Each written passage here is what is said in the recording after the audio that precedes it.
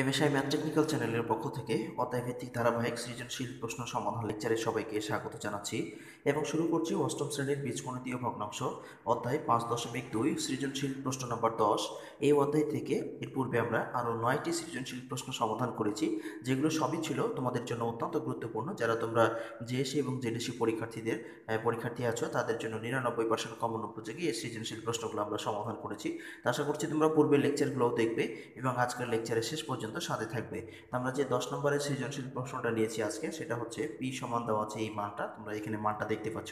এখানে কিউ সমান দেওয়া আছে যে এইটা, এরপরে আর সমান দেওয়া আছে এই মান। তো আমাদের এই যে তিনটি মান এখানে দেওয়া আছে, এই তিনটি মান থেকে আমাদের তিনটি প্রশ্নের সমাধান বের করতে হবে। তা আমরা খুব সহজে এই তিনটি প্রশ্নের সমাধান কি করব, বের করব।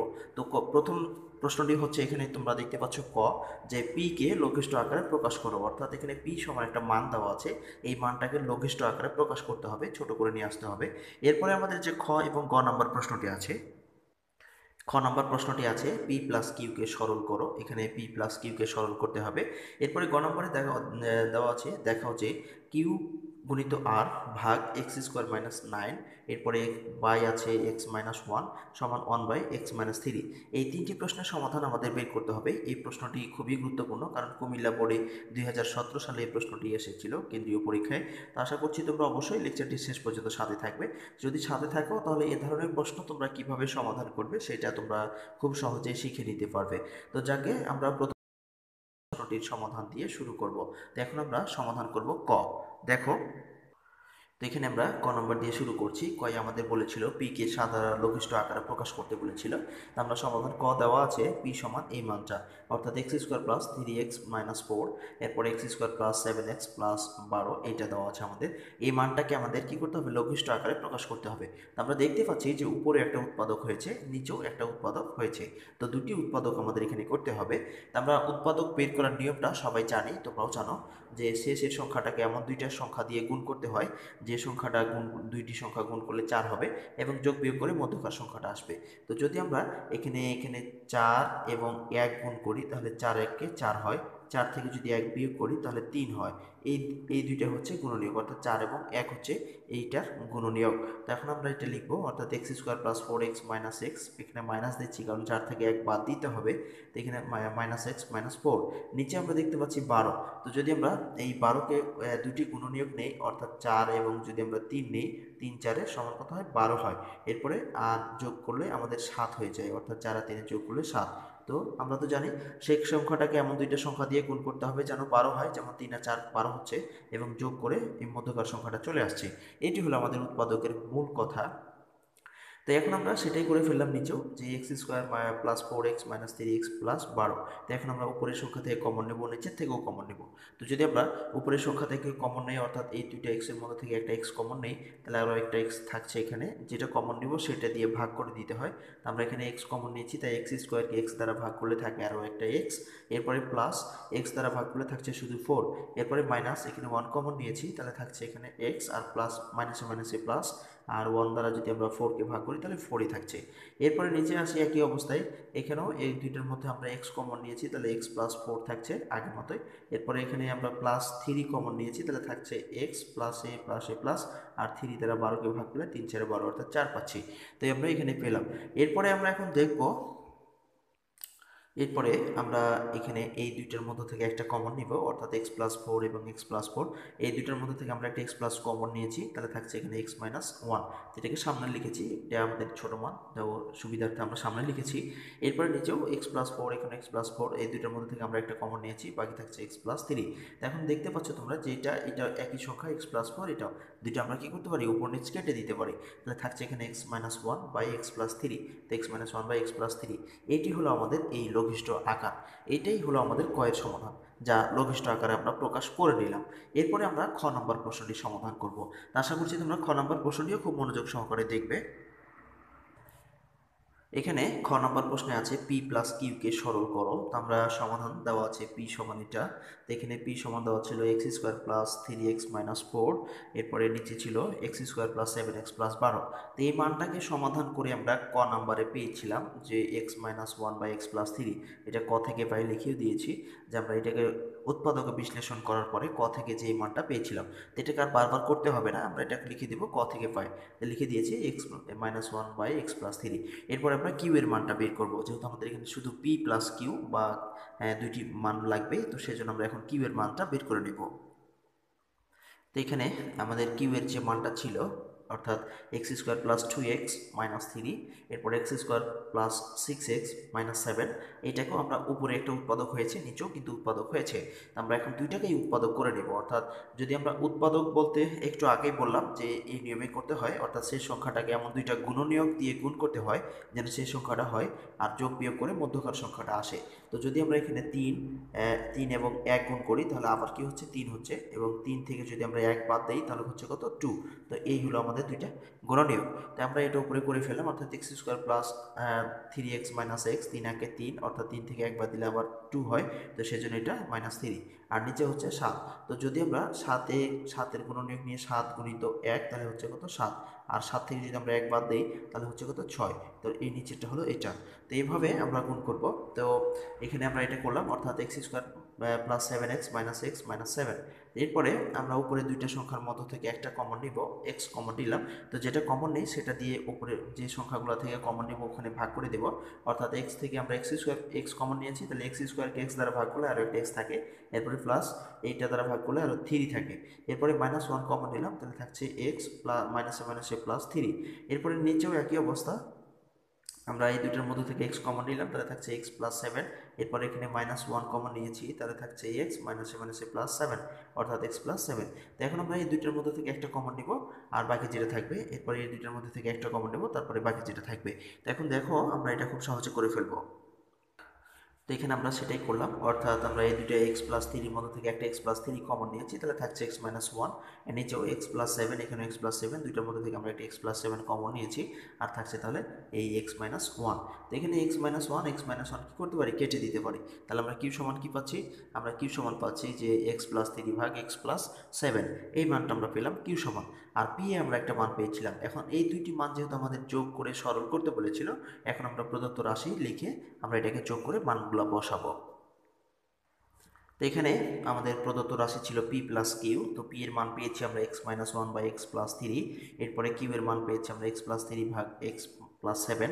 এই দুইটি মান আমরা পেয়েছি পি প্লাস কিউ সমান। আমরা এখন দুইটার মধ্যে লসাগু নির্ণয় করব। তো লসাগু নিলে আমাদের এক্স প্লাস থ্রি এবং এক্স প্লাস সেভেন, এই দুইটা লসাগু পাচ্ছি। তো লসাগু করার পরে লসাগুকে হর দ্বারা ভাগ করতে হয়। হর দ্বারা ভাগ করার পরে যেটা থাকে সেটা লবের সাথে গুণ করতে হয়।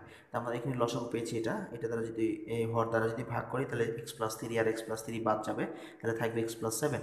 এটা দ্বারা আবার এক্স মাইনাস ওয়ানের সাথে গুণ হয়ে যাবে। তো আমরা একবারই গুণ করে দিয়েছি। তো এক্স আর এক্স গুণ করলে এক্স স্কোয়ার, এরপরে প্লাসে প্লাস এক্স আর সেভেন গুণ করলে সেভেন এক্স।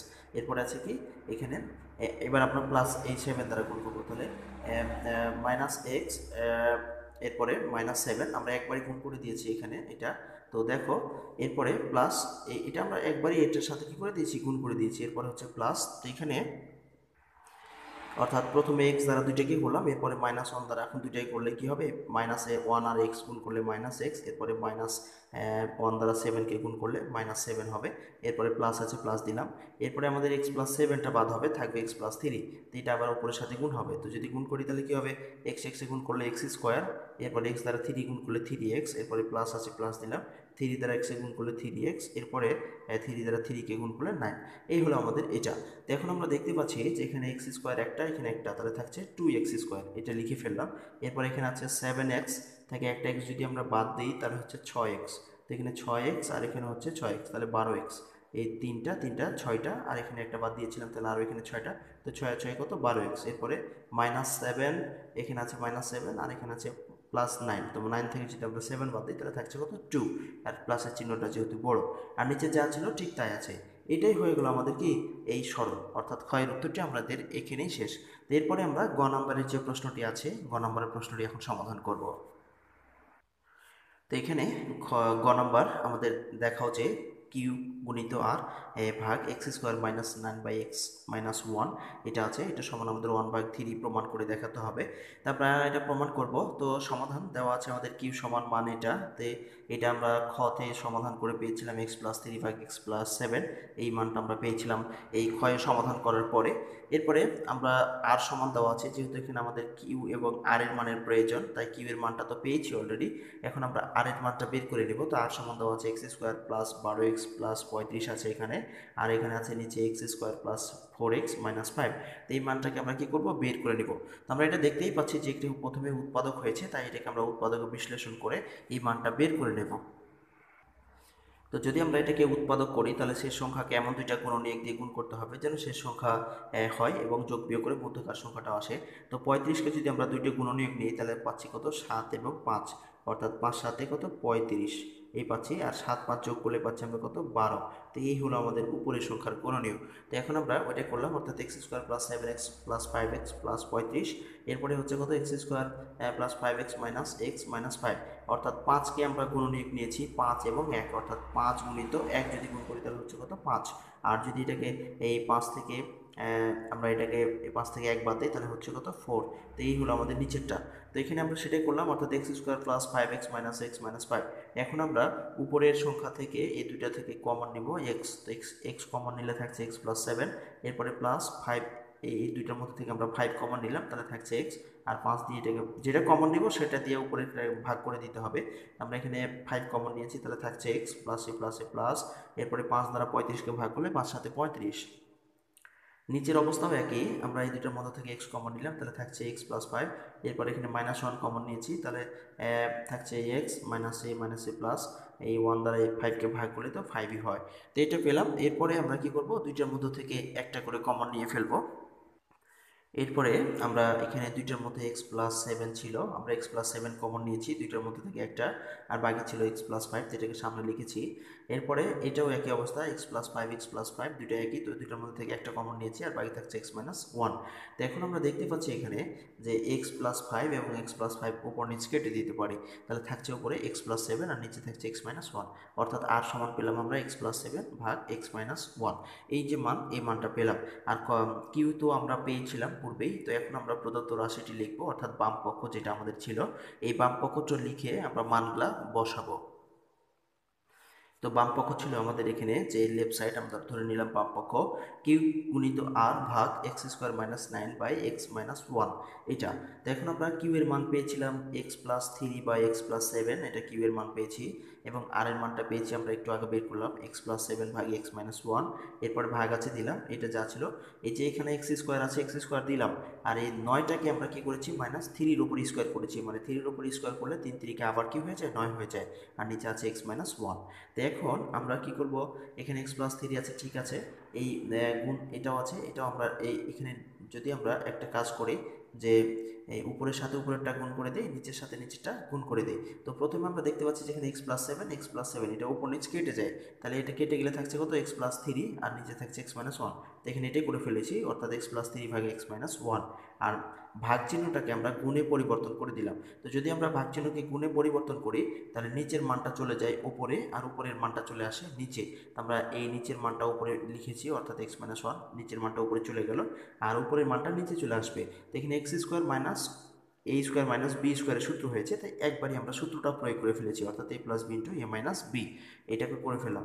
এখন আমরা দেখতে পাচ্ছি যে এখানে এটা আর এই মানটা একই, তাহলে এই মানটা কি হবে, ওপর নিচ কেটে যাবে, তাহলে থাকছে এখানে x+3, উপরে থাকছে x+3 আর নিচে থাকছে x+3 minus x-3, x+3 * x-3, তো এটা থাকছে, অর্থাৎ x+3 ভাগ x+3 মাইনাস x-3 -9 * x-3, অর্থাৎ এখনও আমরা দেখতে পাচ্ছি যে উপরের মানটাও কিন্তু আমাদের কেটে যাচ্ছে, অর্থাৎ এটা এবং এটা কেটে যাচ্ছে, তাহলে উপরে কিছু থাকছে না, তার মানে 1 থাকবে, এরপরে 1 থাকবে আর নিচে থাকবে কত x+3। তো এটাই হয়ে যাবে আমাদের কত সমাধান, অর্থাৎ আমরা সমাধানটা পেয়ে যাব এটা, যে এই যে তোমরা দেখতে পাচ্ছ এখানে 1/x-3 এটাই হচ্ছে আমাদের সমাধান, কারণ এটাই আমাদের কি করতে বলেছিল, বের করতে বলেছিল। তো এটা আমরা কি করলাম, লেফট সাইড সমান রাইট সাইড শুড দ্যাট, অর্থাৎ প্রমাণ করে দিলাম বা দেখিয়ে দিলাম। এই ছিল আমাদের আজকের এই গ নম্বর প্রশ্নের সমাধান বা এই সৃজনশীল প্রশ্নটির সমাধান। তো আশা করি তোমরা খুব সহজে মনোযোগ সহকারে দেখেছো এবং বুঝতে পেরেছো। এরপরে তোমাদের এই ধরনের প্রশ্ন পরীক্ষায় আসলে আর কোনো সমস্যা হওয়ার কথা না। আর যদি তোমাদের এই ভিডিওগুলো দেখে কিছুটা হলেও উপকৃত হও, তাহলে অবশ্যই ভিডিওতে একটি লাইক দিয়ে কমেন্ট বক্সে তোমাদের মতামতগুলো লিখে জানিয়ে চ্যানেলটি সাবস্ক্রাইব করে না থাকলে সাবস্ক্রাইব করে সবার মাঝে শেয়ার করবে এবং সর্বশেষ আপডেট পাওয়ার জন্য বেল আইকনটি বাজিয়ে দিবে। তো শত ব্যস্ততার মাঝেও কষ্ট করে হলেও আজকের এই লেকচারটি দেখার জন্য তোমাদের অসংখ্য ধন্যবাদ। আর দিনটি সবার ভালো কাটুক এই প্রত্যাশায় আপাতত আজকে এখানে শেষ করছি। খোদা হাফেজ।